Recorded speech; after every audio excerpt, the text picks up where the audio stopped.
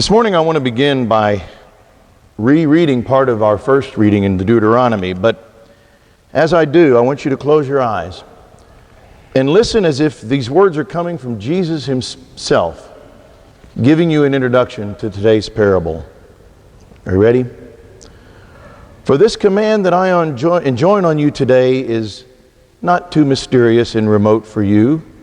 It's not up in the sky that you should say, "Who will go up in the sky to get it for us and tell us of it that we may carry it out?" Nor is it across the sea that you should say, "Who will cross the sea to get it for us and tell us of it that we may carry it out?" No, it is something very near to you, already in your mouth and in your hearts. You have only to carry it out. I think this is a perfect instruction to guide us into a discussion of the parable of the Good Samaritan. There's no excuses we can offer. There's no alibis. No things that we can cite that deflect the message. Our conscience knows the truth and the teachings of Jesus. You know, we've heard this story so many times that it makes it easy to overlook some of the subtleties. The scholar of the law, basically a religious lawyer, asks this question about how to obtain eternal life. And Jesus answers the question, as he so often does, with a question. And the scholar gets it right. He answers with that all-encompassing commandment of love. Love of God and love of neighbor is the key to inheriting eternal life.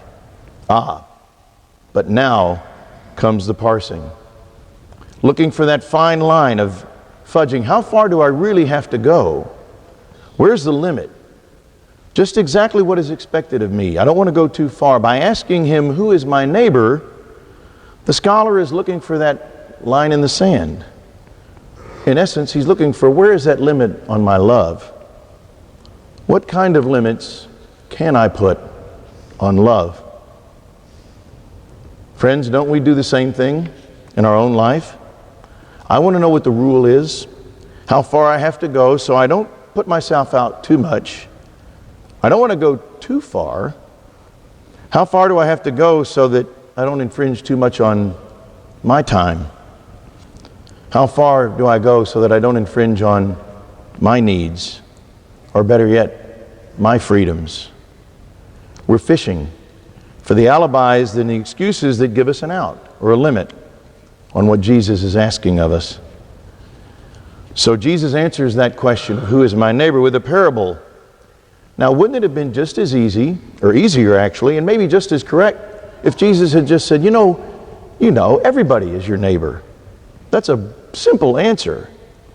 And the scholar would have walked away with a universal truth. But it would have been a little vague about what kind of love we're called to. No, Jesus intentionally uses the parable to poke us, to prod us into a deeper understanding into what neighborly love is. It's a love that's not bound by law, by restrictions, alibis, or excuses. It's the same love God has for each one of us. It's a love of mercy. Jesus poses the question, "Who is my neighbor?" to the victim here, and we see that it's unexpectedly the Samaritan, the one who showed mercy. Mercy is simply love in action. It reminds me of that old saying, when all is said and done, usually there's a lot more said than there is done. This love requires action. It requires sacrifice and unselfishness towards others. Now there's another little twist here in the parable. In the answer to the question, "Who is my neighbor?" isn't the victim the neighbor as well? The victim is the neighbor to all three of those people who walk by. It's just a matter of your perspective, of what place you're putting yourself in the story. As we mentally insert ourselves into the story, we can take a different role each time, and we see a different perspective. Then the question becomes, if the victim is my neighbor, what am I supposed to do?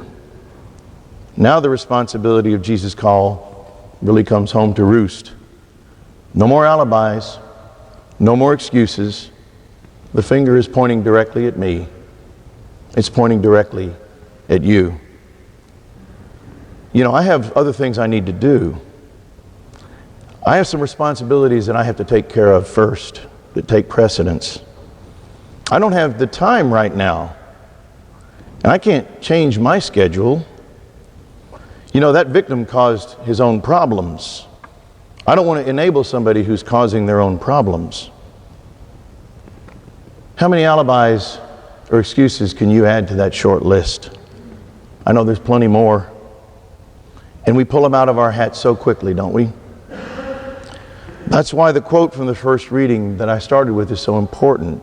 Deep down, we know that list of excuses and alibis, they're just a smokescreen to keep us from engaging in the kind of love and mercy that Jesus truly calls us to. There's a little bit of the priest and the Levite in all of us, isn't there? And thankfully, there's a little bit of the Samaritan in all of us too. We're called to a sacrificial love, an unselfish love that at times truly will put us out and put our neighbor's needs ahead of our own. It doesn't have to be saving someone's life. It can just be listening, turning an ear to somebody in need, a smile to somebody simply who wants to talk. Most likely, it can simply happen by making ourselves available to those little and those small things that help others. St. Teresa of Lisieux called it her little way, doing ordinary things in an extraordinary way.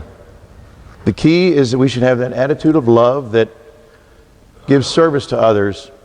God will give us the opportunities to say yes. So today, as we approach the Eucharist, let's take full advantage of that special closeness that we have with His real presence and ask for the grace and the stamina to respond to His call to go and do likewise.